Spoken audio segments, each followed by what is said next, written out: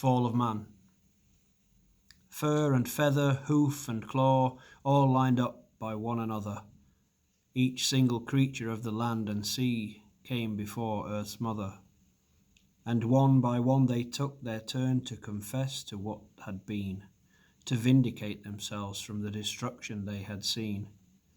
First the ever-timid lamb was ushered forth towards the throne. Earth's mother gave a radiant smile, and the lamb's nervousness was gone. "Men," the lamb quickly bleated. "Men," the lamb again repeated. Howls and great roars were heard from where the other beasts were seated. "Men," they cried in unison from the smallest of the small. Insects stamped their many feet, though they made no sound at all. Buffalo, who had suffered for centuries on the plain, snorted out their hatred at the way that they'd been slain. "And what of our lost brothers?" shrieked the parrot from the fray. "The dodo and black rhinoceros, who can't be here today?" And those who knew the terror of their imminent demise hissed and howled and brayed and growled through tears for those with eyes. "They made us slaves. They took our young and feasted on our kin. They slit our throats and bled us dry to justify their sin. They poisoned us with plastic, made the oceans red with blood." Earth's mother's eyes were filled with pain, and they knew she understood.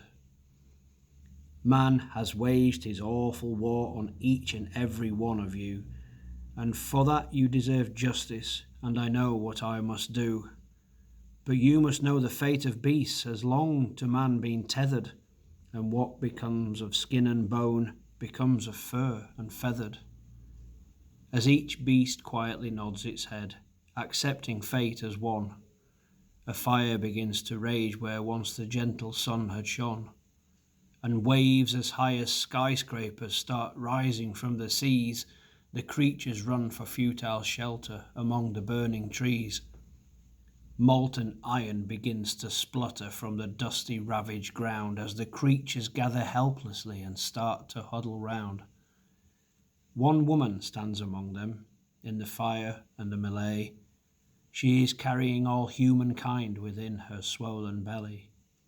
"Stay calm, my friends," she speaks to them in tongues as old as earth. "I swear you will not perish here. This shall be your rebirth. I must leave now, and with my kind shall sink into the seas. There'll be no trace of us, no sign of our disease." The animals all watched as she sank into the deep, with all the dreams and hopes of men, tears that would never weep. And when the storm had calmed, they saw what little life remained, and silently the creatures left, and life began again. As Mother Earth returned at last to swim among her kind, the other whales sang softly now to soothe her troubled mind, for she, in all her wisdom, knew that this would come again, and that from the darkness of the forests men would rise again.